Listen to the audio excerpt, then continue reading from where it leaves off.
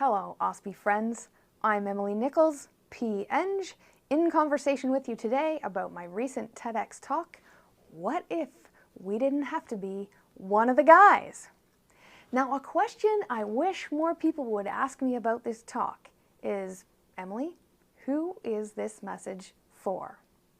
You see, many people assume when they hear a woman in engineering speaking about being a woman in engineering, that the message must be intended for other women in engineering. Actually, I wrote it for men. I wrote it for guys, yes, guys, like the ones I've worked with over the years, many of whom are already pretty good allies, but they can't see what they can't see. I hope my TEDx talk reaches you, shows you a different perspective, helps you stand in my work boots for just a few minutes. If you're a man in engineering, have you ever called yourself that? I mean, I never asked to be a woman in engineering. I just wanted to be an engineer. But anyway, if you're a man in engineering, you are in the gender majority in our profession. And you probably already know that women and non-binary people aren't getting a fair shake. But what should you do about it?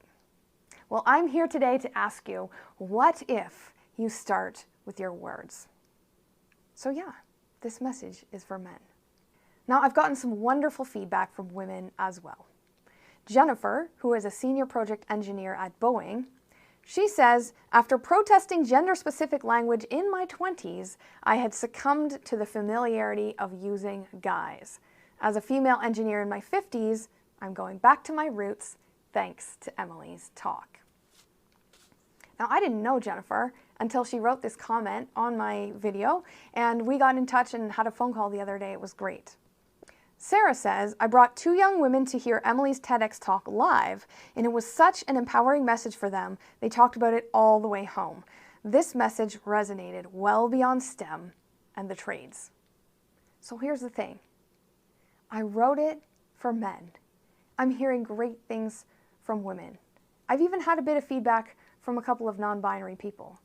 So, in a nutshell, this message is for everybody. But remember, if you're speaking to everybody, you're reaching nobody. I'm talking to you. Now, one last question for today. Emily, what do you hope people will do after they hear your message?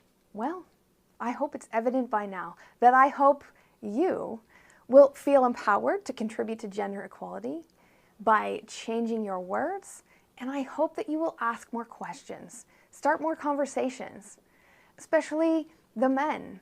Ask the women and non-binary folks in your workplace what's working for them, what would make it better, and how you can help.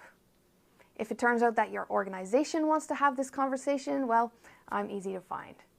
The thing that I want you to remember is that we can all contribute to making engineering a more welcoming and inclusive profession. What if you start with your words?